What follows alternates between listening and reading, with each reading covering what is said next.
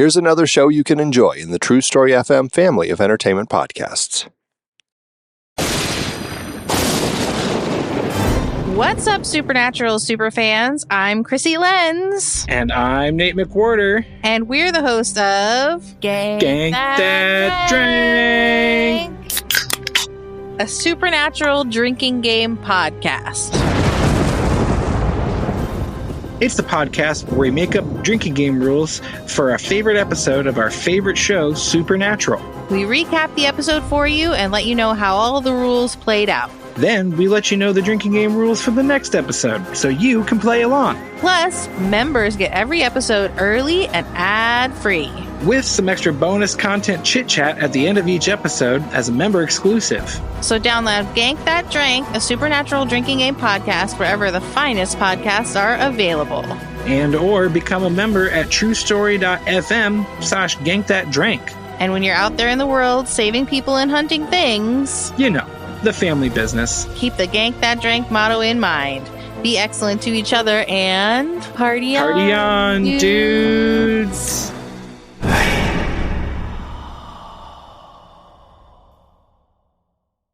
Ever wonder where the devil got his horns? How about those cloven hooves? Or that pitchfork? Wasn't he an angel? No, he was a snake. No, he's the great red dragon. No, he's the beast. He's the prince of this world. Prince of darkness. Well, he's the prince of darkness. Good morning, star lovelies. One of my names is Lester Ryan Clark. And I sometimes go by Keenan Diaz. And we're the hosts of the brand new podcast, The Devil's Details. What comes to mind when I say Lucifer? How about Satan? What about just the devil? How did the big bad of the Western world end up with so many faces? Join us as we dig up, decipher, and deconstruct the devil's many forms throughout history. Take a guided tour with Dante through the 9 circles of hell. Or revisit Satan's angsty bad boy years in Paradise Lost. Learn the ins and outs of a Faustian contract. Easier than a 1099, but with a hell of a lot more fine print. Slither on over to The Devil's Details on True Story FM and join us in the diabolic discussion. Love and hisses. Mwah! Didn't Al Pacino play him in a movie? Are you sure that wasn't Robert De I Niro? could have sworn it was Tim Curry. That was Elizabeth Didn't he go down to Georgia at some point?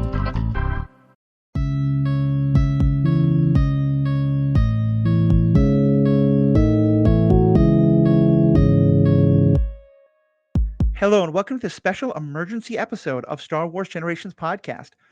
For the most part, we are in a state of having episodes ready for you a week or two in advance. We're actually going to be going on hiatus, probably with this and then the book club being the last episodes before our September hiatus, which I've explained. But there was major news in Star Wars yesterday, which I knew a lot of people are talking about on Twitter, and we wanted to make sure we responded to. So I am here, Matthew, with my co-hosts Erin McGowan and Alex Corman, to talk about the announcement that there will not be a season 2 of The Acolyte. Fuck that. Fuck that. Yeah. So how are we feeling, folks? So I'll just say I'm disappointed, but I'm not surprised. You know, like, I think that they did set it up such that it could be a standalone, and with how much hate it got, even though almost all of it is not really valid critiques, but you know, companies have to listen to the audience to an extent. They don't have to, and they shouldn't have to when a story needs to be told. But I feel like that's what almost always will happen, is that, I mean, that's why they stopped doing standalone films, because Solo bombed. They were like, never mind, the audience doesn't like that format. Fuck it. And so it's unfortunate, but when season 1 ended, I was on the fence whether we'd get a season 2. I was like not expecting it in any way. And then when they kind of announced it, I was like, yeah. And then it was canceled. I was like, damn it. Got my hopes up. So let me give a little bit of context for this. A, for those folks who may not have any idea what we're talking about, but also just because honestly, I feel like a lot of the people who are talking about this online have no idea what they're talking about. And granted, I'm not a Disney executive, I'm not a Star Wars executive, but this is what I understand from what's publicly available. First off, as Erin just alluded to, there wasn't always a plan for a season 2. So in some ways, I feel like this news is being framed by the media and now by all of us as season 2 The Acolyte has been canceled. As you said, there was a lot of evidence that they always intended for The Acolyte to be a standalone show. It was certainly marketed as just The Acolyte.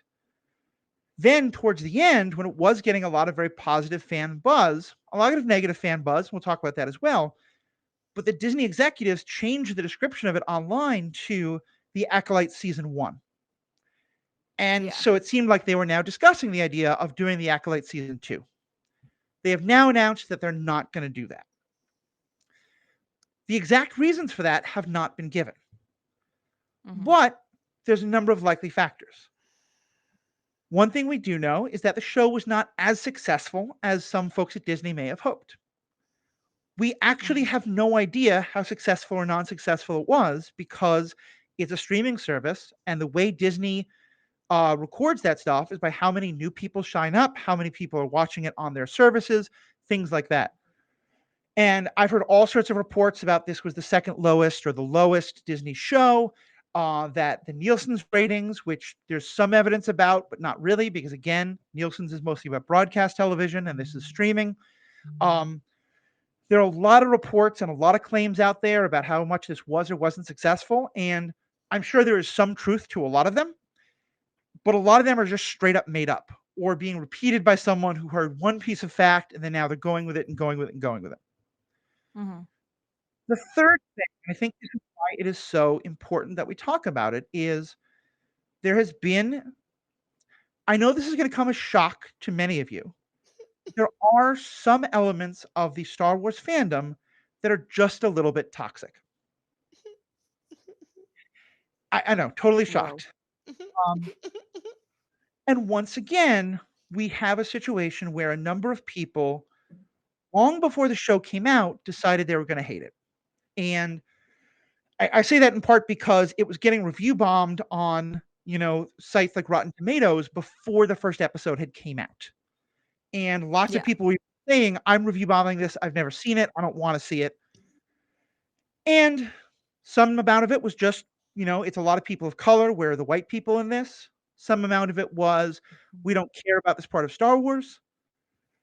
Some amount of it was, this show looks so woke. And then here's the thing that makes it even more complicated is, as I think even if you listen to our back episodes, this wasn't a perfect show by any means.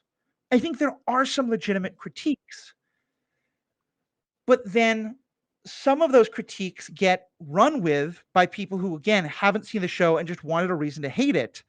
And so, some of us saying maybe the plot pacing was not the best becomes, this is the worst paced show that anyone has ever seen. And some of the writing was not the best becomes, this is the worst written thing that's ever been seen. And we all know that there's this much hate out there. And, I think it is possible to legitimately think the writing is bad, the directing is bad. It feels hard for me to believe that people actually think the acting was bad, because I think the acting was phenomenal, but maybe some people do, and that's legitimate. But it became wrapped up in all of this hate. And now that it has been canceled, that part of the community is quite literally dancing on the grave of the show. And there's a lot of kind of self-congratulation about, hey, look, we got this canceled. F you woke people, we took away your show. And then a lot of people being genuinely upset because they really love this show, and haters coming in and being like, ha, you don't get your woke nonsense anymore. So I just want to give all of that context of why this is a very contentious issue right now and why we wanted to do this kind of emergency podcast on. Yeah, I got some thoughts as well. Go ahead. First and foremost, I feel like the inherent issue with canceling this show so quickly is that if you look at the Star Wars shows that have come out since then, the Star Wars content, everything has been within the Skywalker saga, Skywalker saga adjacent in some way. It's all been in that era and period. Right. And a lot of it is with characters we're familiar with. Obviously with the Clone Wars, when that show started on TV, and the newer shows that Disney has all made have been, Obi-Wan, Boba Fett, Mandalorian has been the most probably like new-ish show, like different storyline, but it's still like familiar character imagery with, Grogu looking like Yoda and a Mandalorian we're familiar with Mandalorians and the storyline, whatever. This is the first time that we are seeing a live action show or movie, anything outside of the saga. We have plenty of books. We have plenty of the High Republic books. But I think that you can't just cancel a show when the fan base hasn't been primed enough, because there's plenty of people. I mean, as y'all know, I'm a massive Star Wars fan. I'm not great at reading very much in my busy life, so I haven't gotten to read the High Republic books. But I was very invested and interested in the story, and I feel like fans would have come around to it more if you'd given it time to sit, given us another season, built out the story. I mean, that's how Star Wars always has been. You build out the story, and it gets better as more is added in. Like, it's like a soup. I don't know. Like, you got to add more ingredients in it, let it simmer. And it was just like, to make that decision so quickly, especially when they're giving us like, I mean, I don't want to say his name wrong. Is it Mandy Jacinto? Is that how you say it? Jacinto. Yep. Mandy Jacinto gave us one of the best performances of like a dark side villain, Sith user. I mean, I would argue probably better than Adam Driver's. Like, we can debate that ever, but it was incredible. And it made us, as you listen to our back episodes, it made us really think about the dark side differently. It made us think about like the Sith differently. And then like to wait all these years to introduce Plagueis in a live action in the last episode, then to can it. Like if you weren't sure you're going to have any additional content coming out in the storyline, why would you waste dropping such an important character at the end and then go out of your way to like say, yep, that was Darth Plagueis, that was him. That's, like it just feels like so much wasted opportunity. And also, last thing I'll say, the actual story, while not perfect, was really interesting and different. And you know what? A story doesn't have to be perfect for us to get a season 2. Like I won't lie to you. If they make an Obi-Wan Kenobi season 2, the first season was not the greatest story ever told, but people would be all over it because Ewan McGregor's in it. It's Obi-Wan Kenobi. But this happens, I feel like, and we just cancel it? Why? I do feel like Obi-Wan and Ahsoka were very clearly meant not to be season 1s, but just to be standalone stories. Like that's definitely a thing that. But we're getting Ahsoka season 2 anyway. Are we? Is that official? Yeah, it's official. Okay. Fair enough. Which is like, I think it's a similar thing that Matthew said earlier, that like they had planned it as a limited series, and then like it was doing really well. And like, can you imagine if like they set up all the Thrawn stuff at the end of Ahsoka and then just like dropped it? Like people would be pissed because it's a character they're familiar with. Because they're not familiar with the characters in this show. They're like, I don't know if the uproar of the fans who want it will be listened to by Disney as much, because they're like, oh, if we cancel the show, nothing lost. There's not enough stories tied in. But it's like, just, you got to give these stories time. How are you ever going to grow out of the Skywalker saga and that era if you don't just commit a couple seasons? And if it still sucks, cancel it. But like, one season is not enough time. I'm sorry. I'm very upset about this. Yeah. So I'm having an interesting thought as you guys are talking about how, like, I think it was kind of intentional that they set this show not quite in the High Republic. It's like 100 years after the High Republic. Sorry. Yeah. Just a thought I had. But like, if they were, they're testing out something outside of the Skywalker saga. They're seeing what the fans think. And so that if the show does bomb, then they can still make content about the High Republic itself without like all the stigma of this was the first project outside of the Skywalker saga and people hated it. So yeah, I wonder if that was intentional or if they were just trying to get far enough away from anything else and be like, now let's tell a story. I mean, I definitely think that we're going to see more of these characters. Like, honestly, my first thought when this news broke was, what do you mean canceled? It was never supposed to have a season 2. I bet one of them is going to say in a couple of days, but don't worry, like we're going to keep these actors. We're going to bring these characters back in other shows. There's going to be other stories that continue this. It's been enough time now with enough very angry response that I'm starting to doubt that more and more. But I definitely think you're right, Erin, that like I would be amazed if we don't get books that are follow-ups to this. If we don't get more of these characters and eventually like drawing the links between the Stranger and Darth Plagueis and Darth Sidious and how all these things tie together and what role May and Osha play and all of that. And I think it'll be disappointing if it's just books. But I think that like, I think that's why we have to be loud about why we're so unhappy about this, because one of the things, Erin, that really struck me, and I know this is not how you meant it, but what you said about like the perception that like everyone hated the show. And yeah, one of the things that drives me crazy is when people speak about their opinions as though they're objective fact. And the number of people who are out there saying, of course it got canceled. No one liked it. No one watched it. No real Star Wars fan liked it. And like the three of us are living proof that that is simply not the case. The fact that our episodes on the Acolyte got between 100 and 200 more listeners than other episodes have gotten. And they were, repeat listeners and people writing in and saying they love the show. And all over the internet, all the people who are so upset about this saying they love the show. I think this is a problem just like across the board, but we live in a world where the Twitter algorithms and the Facebook algorithms and all that care a lot more about hate than they do about love. And someone says, oh, I really like this. A number of people will click like, but they're not going to chime in necessarily. But if someone says, oh, I hate this, 20 people are going to come out of the woodwork and be like, yeah, I hated it too. And here's all the reasons why. And I don't know how we solve that problem.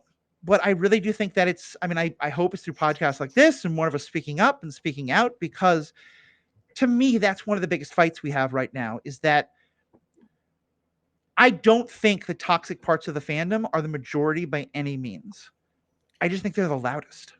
And so in the same way that I think like majority of people who saw Justice League did not want the Snyder Cut, but a small group was very invested and made a huge deal about it and bullied DC executives until they made it. And guess what? It financially bombed because it was actually not a huge amount of people. And yeah, I'm just really sad seeing Disney give into this kind of nonsense pressure. And I'm looking online, and I don't know how 100% true this is, so big grain of salt. But like what I'm seeing here is that like the show started with like 4.8 million viewers on the first day, which was the highest premiere of the entire year. Then it climbed up to 11.1 million viewers in the first week, and then it kind of dropped out of the third episode and dropped out of the top 10 in streaming charts. But then it returned to the top 10 with the finale. However, it was still rated as the lowest amount of watched minutes for Star Wars finale. But that lowest amount of watched minutes, y'all, is 335 million watched minutes for just the finale episode. Like, I understand that, like, if you're looking just at charts and a bottom line, it may not have been doing as well as other shows. But, like, I guarantee you look at Netflix and Hulu, and I mean, like, a lot of shows. I personally liked the Avatar: The Last Airbender live action recreation. There's a lot of issues with that show, and there's a lot of people who are very unhappy on Twitter with that show, too. That show was greenlit for season 2 and 3 immediately. I mean, there was never even, like, a slight hesitation. And it's just like, if you're going to create a story and you're going to craft it to be multiple seasons, even if you say, all right, you know what, we're just going to make one other season, it's worth the investment. If you're going to dive into the story and you're going to hire these actors who are like getting their life and their, the roles in the Star Wars, people becoming attached to them. Like, I'm going to be really, really upset if I don't get to see these characters in live action again. Like, I, really loved Chimere and Osha and May and Vernestra, like all of them in live action were so interesting, and they left so many interesting stories open at the end. I'm just like, yeah, they might continue them in books, but like it's just not the same when you've seen it. And we also saw some of the best lightsaber choreography we've seen in so long. It's just there's so many good things about this show. Why are people complaining? And then understand everyone's entitled to their own opinion, but as Disney executives, people who run this show, how can you so quickly just listen to that and not look at the overall fan base and be like, you know what, maybe we'll give this one more shot. I just it feels like we're just, like you said, Matthew, we're caving to the very loud minority. And even if it was 50-50, I still think that's worth making a season 2. Yeah. I mean, if nothing else, I imagine that High Republic book sales have gone through the roof because of this show. I've heard from numerous people who've said things like that. Oh, watching the show, I want to learn more about Vernestra. I want to learn more about all this. I'm now going to start reading the High Republic books. There's so many knock-on effects that these things can have.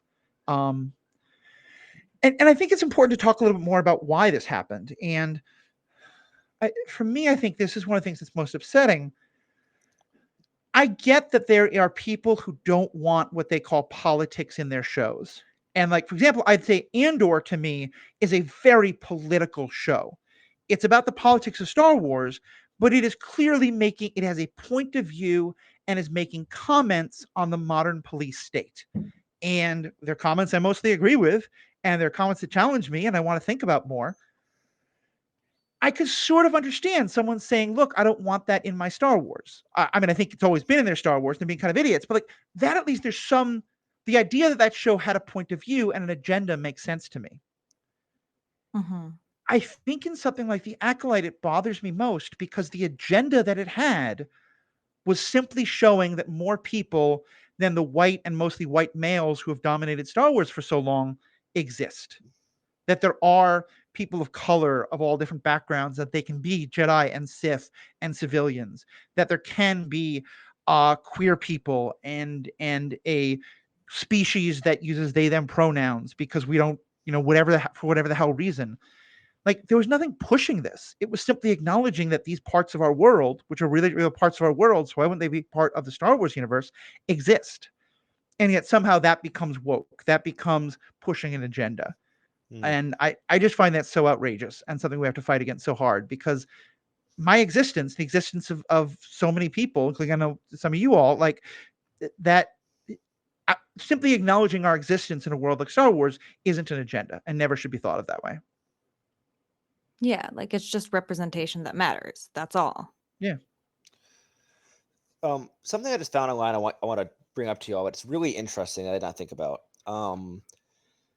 With this being canceled, I'm going to read to you the current Disney Plus Star Wars show history. Acolyte canceled. Skeleton Crew, a 1-season limited series coming out. Andor was always meant to be 2 seasons. It's going to end after 2 seasons. Ewan McGregor and Hayden Christensen have been begging for a season 2 of Kenobi, but they have no one, and Lucasfilm has said they're going to do it. Book of Boba Fett, no season 2. Donald Glover series, now a movie. Mandalorian spinoff of Rangers canceled because of the Gina Carano debacle. Carano? I'm sorry if I said that wrong.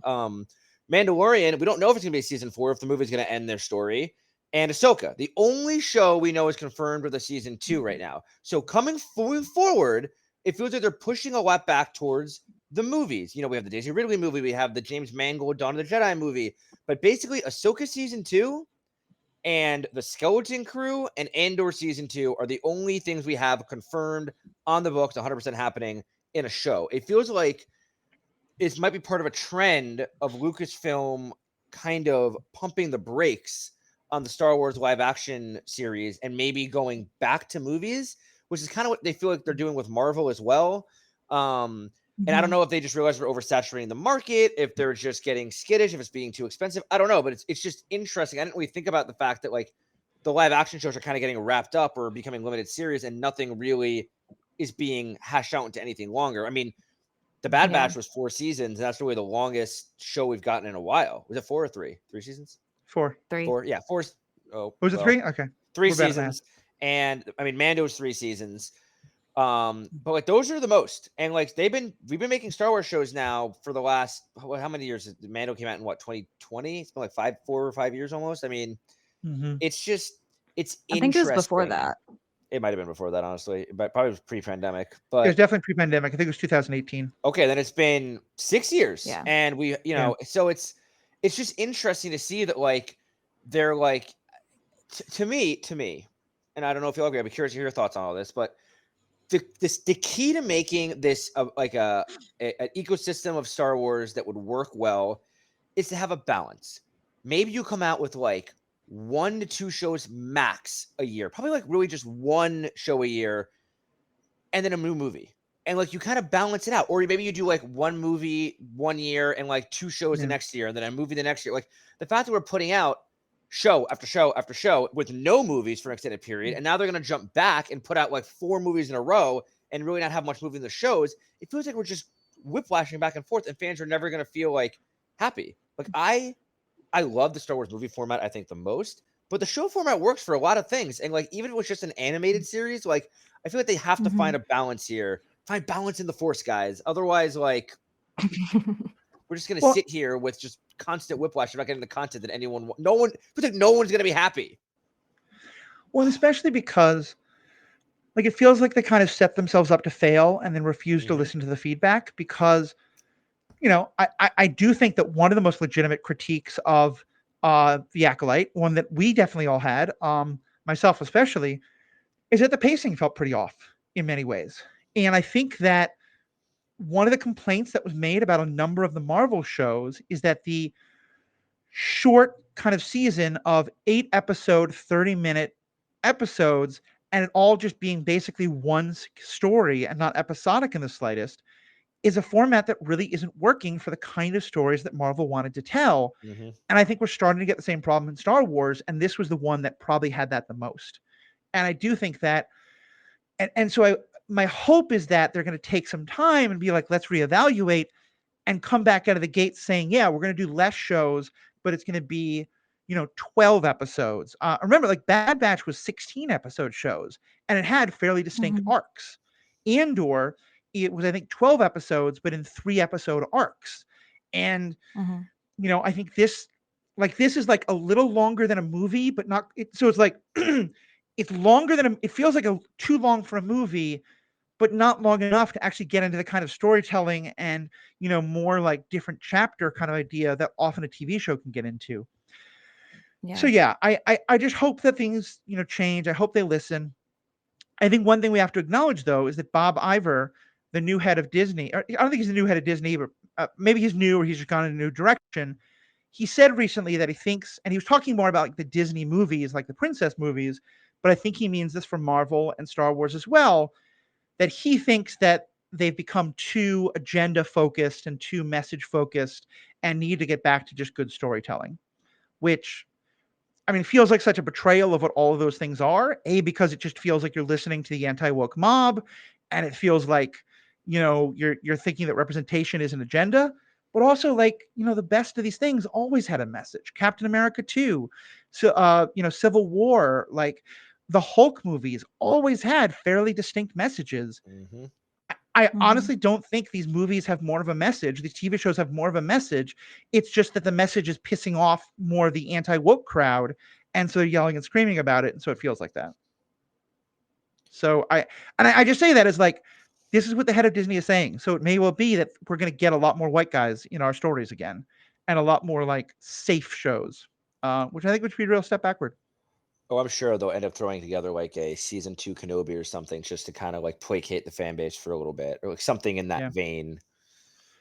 I think, to me, if they make a season, I didn't love Kenobi. I didn't think there was any need for it. I have great respect for Ewan and Hayden, and I hope to see them do lots of great things together. I really don't want to see a Kenobi season 2. And if that had come out before all of this, I'd be like, okay, fine. Honestly, if they greenlight it now, it's going to feel like they're doing it because it's a much safer show and it's 2 white guys, and I probably just won't watch it. Like, yeah, it would feel that way, but unfortunately, I am such a blind obsessor of Ewan McGregor, as you know, Matthew. So I would take any Ewan McGregor show. I don't care if it's Kenobi season 2 or what the hell it is. I just want more of him. But I would rather that be pushed down the pipeline a little bit more and us get more like the fact like Acolyte and Skeleton Crew excited me because they're shows that like I know nothing about. I watched the show for Skeleton Crew. I still have no clue. All I got was Space Goonie vibes, and that's like the only vibe I can get. I have no idea what's going to happen. And that's exciting for me. Like, it's also exciting to get a show like Andor where I can kind of like try and like predict things and try and get into it in that way. But I also like the stuff where I don't know what's happening. That's the exciting part of new content. Yeah. You have thoughts, Erin, on all this? I mean, it's just an unfortunate situation. It's just the way that I feel like the world in media is the negative voices are louder and companies tend to react to whoever's screaming the worst things.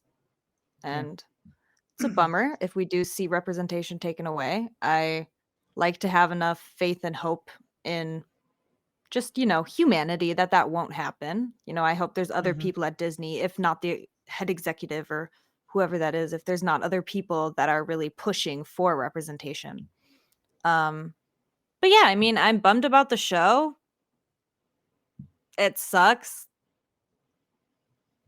But I want to say something nice to end on a good note, and I don't know what. I'll say this. I think some of the folks who I have the most sympathy for are the folks who gave this show a real chance, who were happy to see diversity and all that, and just didn't like it.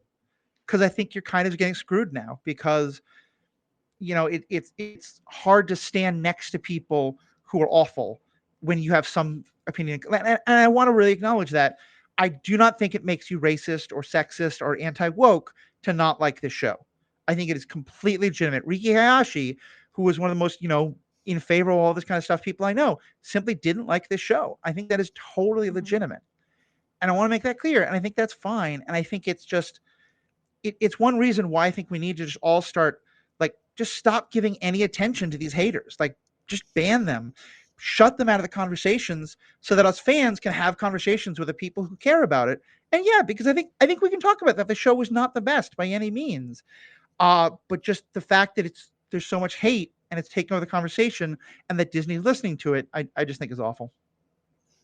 Yeah, and like you said, Matthew, there's a place, when we say I know what you mean. When you say ban these haters, what you mean, and obviously what I think we all mean is that we want to create a space where we can have these conversations. If you have an actual critique of the show, conversation, let's talk about it. I am so happy because I also have my own critiques to talk about it and talk through what we think is wrong with it, what we think does is doing well with it.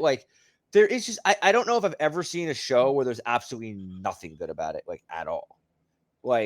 Every show has something you can talk about, and in the Star Wars universe, I think it's especially true. And those haters who are just blanket, what you said, just review bombing, blanket, this is awful, this is trash, bad, everything bad. Did you watch every episode? Did you follow the story? Do you like anything except for the original trilogy and have been hating on every Star Wars content since then? Just that is the part of the fan base that I don't even want to even necessarily call a fan base, because if you're just constantly shitting on every piece of content that gets made, are you actually a fan, or are you just living in 1980 and are mad that nothing has been as good to you since Return of the Jedi? Yeah. To me, I mean, the thing that I think is just the worst part of humanity coming out in so-called fans is the folks who are literally dancing on the grave.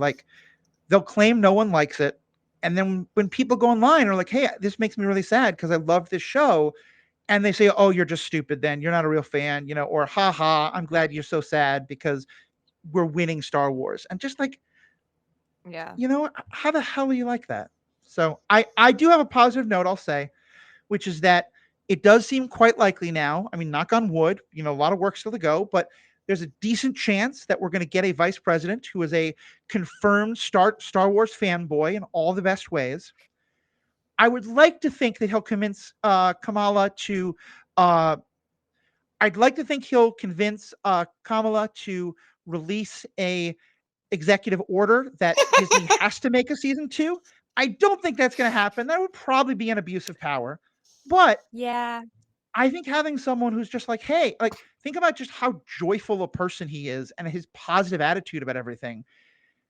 I think him talking a little bit about why he loves Star Wars and hey, isn't Star Wars great?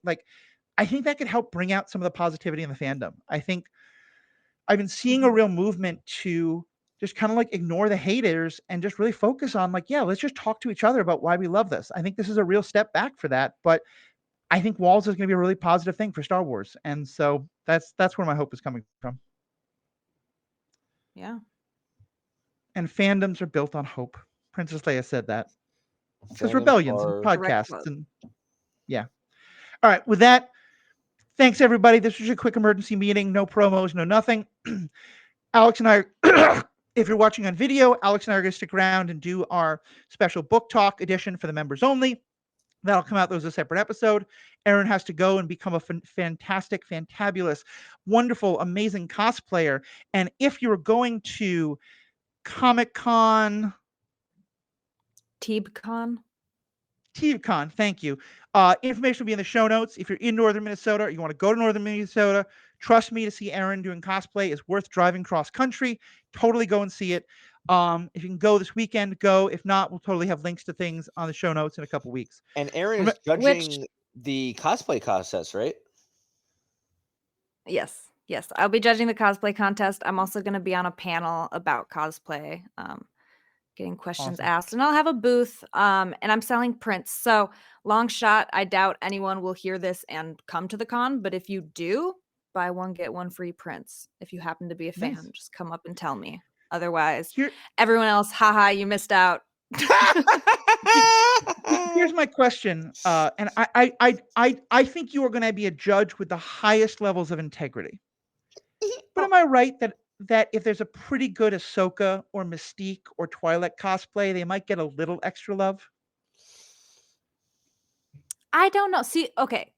It's like hypothetically, yes, but I've never done something like this before. And I do want to try and be really unbiased.